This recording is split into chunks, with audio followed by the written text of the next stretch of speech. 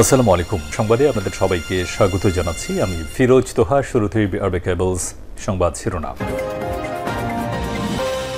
বাংলাদেশের সর্বশেষ গুরুত্বপূর্ণ আপডেট সংবাদে আপনাকে স্বাগত। শুরুতেই সংবাদ শিরোনাম, পরে বিস্তারিত। শুরুতেই জানিয়ে দিব, ২৬ বছর পর শিবির নেতা নাসির কারামুক্ত হলেন। দীর্ঘ ২৬ বছর ৪ মাস পর কারামুক্ত হয়েছেন ৩৬ মামলার আসামি নাসির উদ্দিন ওরফে শিবির নাসির। রোববার সন্ধ্যা ৭টায় চট্টগ্রাম কেন্দ্রীয় কারাগার থেকে তিনি মুক্ত হয়েছেন। রাতে কারাগারের সিনিয়র জেল সুপার মোহাম্মদ মঞ্জুর হোসেন বিষয়টি নিশ্চিত করেছেন। এরপর জানিয়ে দিব, বিএনপি নেতা সালাউদ্দিনকেও আয়নাঘরে নেওয়া হয়েছিল। দীর্ঘ ৯ বছর পর ভারত থেকে দেশে ফিরে বিএনপির জাতীয় স্থায়ী কমিটির সদস্য সালাউদ্দিন আহমেদ রোববার ১১ আগস্ট দুপুর ২টা ১৫ মিনিটে ঢাকার হজরত শাহজালাল আন্তর্জাতিক বিমানবন্দরে পৌঁছান তিনি। এ সময় দলীয় হাজার হাজার নেতাকর্মীরা তাকে বিমানবন্দরে সংবর্ধনা জানায়। দেশে ফিরে রোববার বিকেলে তিনি একটি বেসরকারি টেলিভিশন যমুনা টিভিতে সাক্ষাৎকার দেন। এ সময় নিজের উপর হওয়া নির্যাতনের বর্ণনা দেন তিনি বলেন, ২০১৫ সালের ১০ই মার্চ রাত ৯টা থেকে ১০টার দিকে আইনশৃঙ্খলা বাহিনী তাকে বাসা থেকে সাদা পোশাকে ধরে নিয়ে যায়। এরপর তাকে কবরের মতো একটি রুমে রেখে নির্যাতন করা হয়। এবারে জানাবো, পুলিশের ইউনিফর্ম লোগোতে পরিবর্তন করার সিদ্ধান্ত। পুলিশের ইউনিফর্ম এবং লোগোয় পরিবর্তন আনার সিদ্ধান্ত নেওয়া হয়েছে। রোববার ১১ আগস্ট বিকেলে স্বরাষ্ট্র মন্ত্রণালয়ের অন্তর্বর্তী সরকারের স্বরাষ্ট্র উপদেষ্টা ব্রিগেডিয়ার জেনারেল অবসরপ্রাপ্ত এম এ সাখাওয়াত হোসেনের সঙ্গে আন্দোলনরত পুলিশের একটি প্রতিনিধি দলের বৈঠকে সিদ্ধান্ত গ্রহণ করা হয়েছে। ওই বৈঠকে কর্মবিরতি প্রত্যাহারেরও ঘোষণা দেয় আন্দোলনরত পুলিশ সদস্যরা। জানিয়ে দিব, ওবায়দুল কাদেরের পুড়িয়ে দেয়া বাড়িতে শুনশান নীরবতা। আওয়ামী লীগের পরপর ৩ বারের সাধারণ সম্পাদক এবং টানা ১৪ বছরে সড়ক পরিবহন ও সেতুমন্ত্রীদের দায়িত্বে থাকা ওবায়দুল কাদেরের গ্রামের বাড়ি নোয়াখালী কোম্পানীগঞ্জ উপজেলার বসুরহাট পৌরসভার ১ নম্বর ওয়ার্ডের বড় রাজাপুরে। তার এক ভাই সারা দেশে নানা কারণে আলোচিত এবং সমালোচিত কোম্পানীগঞ্জ উপজেলা আওয়ামী লীগের সভাপতি এবং বসুরহাট পৌরসভার মেয়র আব্দুল কাদের মির্জা। শেখ হাসিনা পালানোর দিনই তাদের বাড়ি পুড়িয়ে দেওয়া হয়। এরপর কাদেরের বাড়ি পুড়িয়ে দেওয়া বাড়িতে এখন শুনশান নীরবতা। কোনো মানুষ নেই, কোনো পশু পাখি কিছুই সেই বাড়িতে নেই। এদিকে জনপ্রশাসন মন্ত্রণালয়কে ৪৮ ঘণ্টার আলটিমেটাম। জনপ্রশাসন মন্ত্রণালয়কে ৪৮ ঘণ্টার আলটিমেটাম বেঁধে দেওয়া হয়েছে। বিগত ১৭ বছর পদপদবি এবং পদোন্নতি বঞ্চিত কর্মকর্তারা এই আলটিমেটাম দিয়েছেন। তারা বলেছেন, ৪৮ ঘণ্টার ভিতর তাদের চাটুকারদের দায়িত্ব থেকে সরানো না হলে কঠোর আন্দোলনের ঘোষণা দিয়েছেন তারা। এবং সর্বশেষ জানিয়ে দিব, আওয়ামী লীগ নেতার নির্দেশে মন্দিরের সামনে বোমা বিস্ফোরণের অভিযোগ। মুন্সিরগঞ্জের সিরাজদি খান উপজেলায় এক আওয়ামী লীগ নেতার নির্দেশে বোমা বিস্ফোরণ ঘটে আতঙ্ক সৃষ্টির অভিযোগ উঠেছে। শুক্রবার রাতে উপজেলার মালখানগর ইউনিয়নের ফুরসাইল গ্রামে পোদ্দার বাড়ি শ্রী শ্রী রাধা গোবিন্দ মন্দিরের ফটকের সামনে সড়কে এই দুর্ঘটনা ঘটে। ঘটনাস্থল থেকে ২ জনকে আটক করেন এলাকাবাসী। প্রিয় দর্শক, এতক্ষণ শুনছিলেন সংবাদ শিরোনাম, এবারে বিস্তারিত। তবে তার আগে বন্ধুরা, কমেন্ট করে জানিয়ে দিন আপনি বিশ্বের কোন দেশ থেকে আমাদের সংবাদটি দেখছেন। আর বন্ধুরা, এই সংবাদটিতে একটি লাইক দিন। এই সংবাদ দেখতে দেখতে আমাদের চ্যানেলে যদি আপনি নতুন হয়ে থাকেন, সংবাদটি দেখতে দেখতে সাবস্ক্রাইব করে রাখুন, যাতে করে আমাদের পরবর্তী সংবাদ সবার আগে আপনার কাছে পৌঁছে যায়। এবারে বিস্তারিত।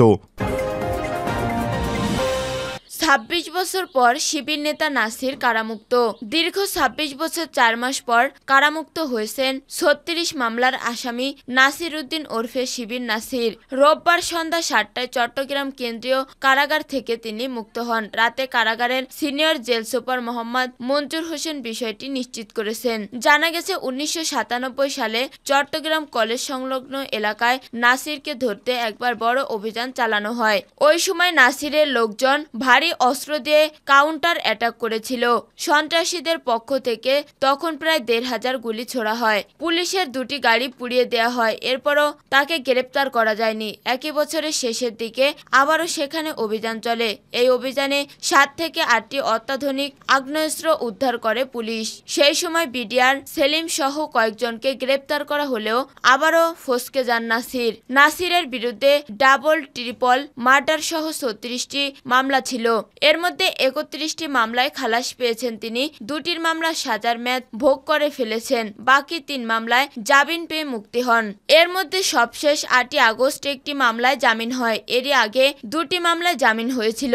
নাসিরের আইনজীবী মঞ্জুর মোর্শেদ আনসারি বলেন, নাসিরের বিরুদ্ধে বর্তমানে 3টি মামলা বিচারাধীন রয়েছে। সব মামলায় তিনি জামিন পেয়েছেন। সন্ধ্যায় তিনি জামিনে মুক্ত হয়েছেন। সালাউদ্দিনকেও আয়নাঘরে নেওয়া হয়েছিল।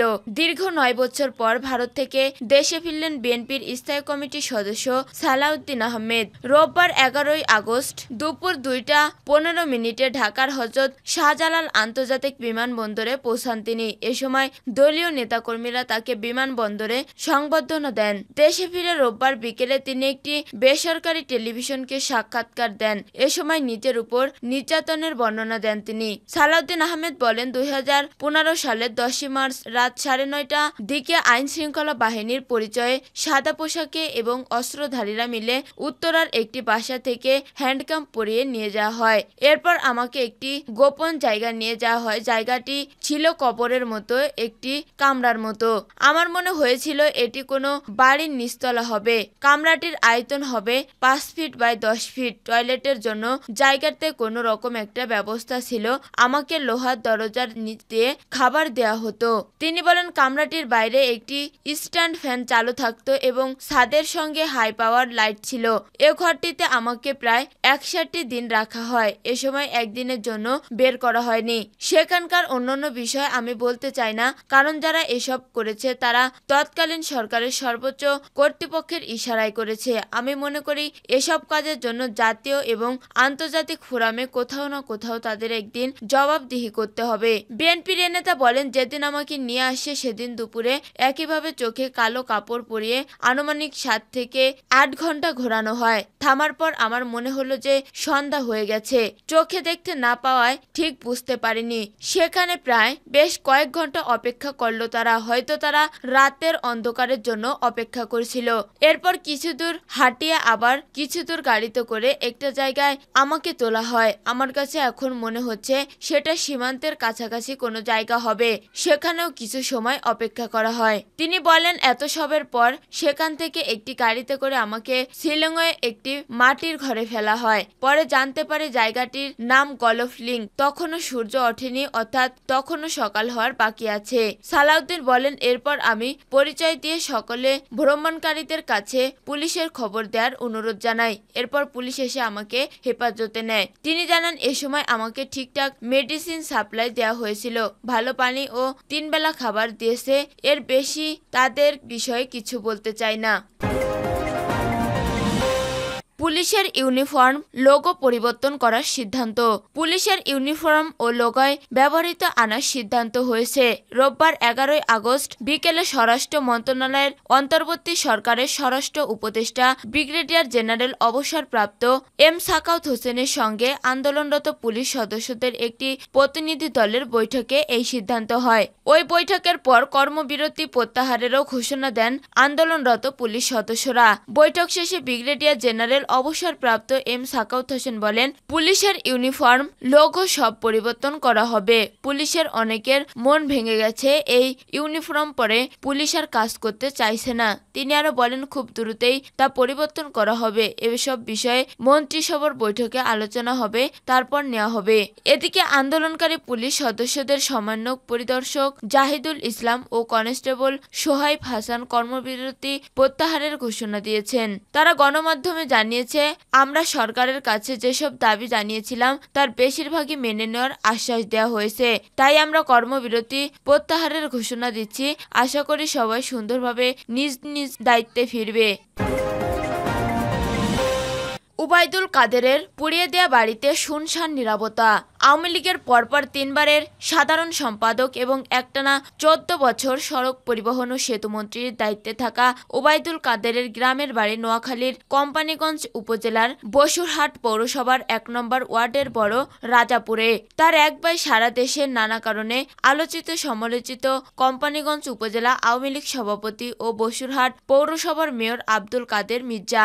উবাইদুল কাদেরের পৈতৃক সূত্রে কোনো বাড়িঘর না থাকলেও তিনি এখানে থাকতেন না, কাদের মির্জা ও তার অন্যান্য ভাইরা থাকতেন বসুরহাটের ওই বাড়িতে। 24 ঘন্টা ছিল বাড়িটি পুলিশ পাহারায়। গত 5 আগস্ট সোমবার বিকেল 3টা থেকে 3:30টার দিকে ওবায়দুল কাদেরের বাড়ি পুড়িয়ে দেওয়া হলো। অনেক দূর থেকে ধোঁয়া আর আগুনের কুণ্ডলী দেখা যায়। সেই বাড়ি থেকে ফিরে আসা অনেকের হাতেই দেখা গেছে ব্যবহার্য অনেক জিনিসপত্র। সেতুমন্ত্রী আওয়ামী লীগের সাধারণ সম্পাদক ওবায়দুল কাদের এবং তার সহোদর আব্দুল কাদের মির্জা পৈতৃক বাড়িটি এখন অন্ধকার হয়ে যুদ্ধ বিধ্বস্ত কোনো দেশের পরিত্যক্ত বাড়ির মতো পড়ে আছে। নেই বলতেই কেউ নেই। বাড়ির অন্যদিকে অনেকেই গা ঢাকা দিয়েছেন ভয়ে আতঙ্কে। জিজ্ঞাসা করলে কেউ কিছুই বলতে পারেন না, শুধুমাত্র এতটুকু বলা কিছুই জানি না। কারা এই ধ্বংস স্তূপ করেছে? প্রশ্নের জবাবে আসে অপশাসন আর নির্যাতনে নিষ্পেষিত বিক্ষুব্ধ জনতা ও অবস্থান করেছে। জনপ্রশাসন মন্ত্রণালয়কে 48 ঘন্টার আলটিমেটাম। জনপ্রশাসন মন্ত্রণালয়কে 48 ঘন্টার আলটিমেটাম দিয়েছেন বিগত 14 বছর পদ পদবি এবং পদোন্নতি বঞ্চিত কর্মকর্তারা। রোববার 11 জুলাই সচিবালয় জনপ্রশাসন মন্ত্রণালয়ের সামনে আয়োজিত বৈঠকে এই আলটিমেটাম দেওয়া হয়। প্রায় 3 শতাধিক কর্মকর্তা কর্মচারী সবাই উপস্থিত ছিলেন। এতে সভাপতিত্ব করেন সাবেক প্রধানমন্ত্রী বেগম খালেদা জিয়ার PS আব্দুস সাত্তার। তারা 48 ঘন্টার মধ্যে আওয়ামী লীগের পদলেহী সচিব থেকে অফিস সহায়ক সকলের অপসারণের আলটিমেটাম দিয়েছেন।